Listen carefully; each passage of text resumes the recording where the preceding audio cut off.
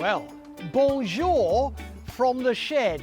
Now, there's a French theme running through it today. Mainly because, right, we have had a delivery from Francais. Are you ready for this? Just about. I'm really excited about this. Now, the most amazing thing is, after all these years, we have discovered that Georges Martin is still alive. Wow. And he operates in a shed halfway down France, a little bit on the left. So we, over the last couple of weeks, have commissioned him to create, this is what they say in France. Right, you ready for this, Millie? Go on. Un monocoque. Sounds like English. Yeah. And as they say down in France, voila! Wow. That looks perfect.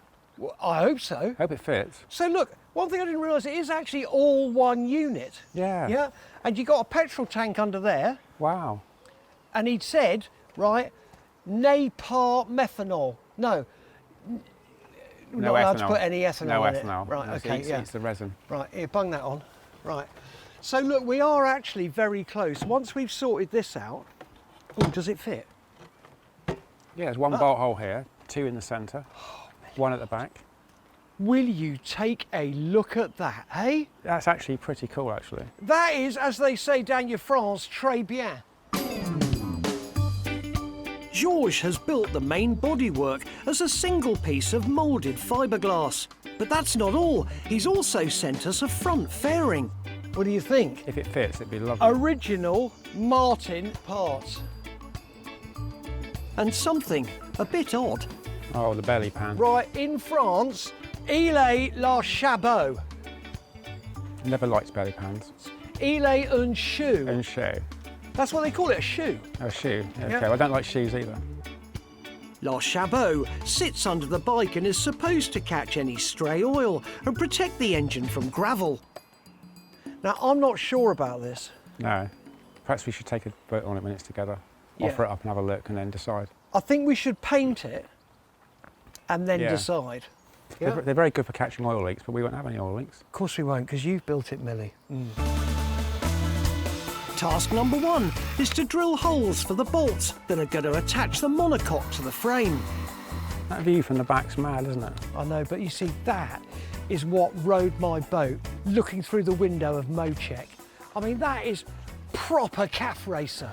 I don't think anyone's beaten that kind of sort of flat, wide tank, yeah? No. Moto Martin frame, like bulging there with the engine in it. I hope you fit, because this is.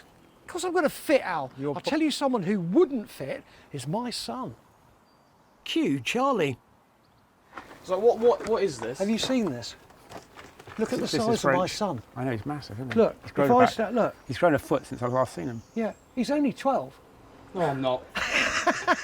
What do you think we're doing? Bloody sorting out Le Monocoque, go away. Sorry. Oh, you could make some tea. All right, okay.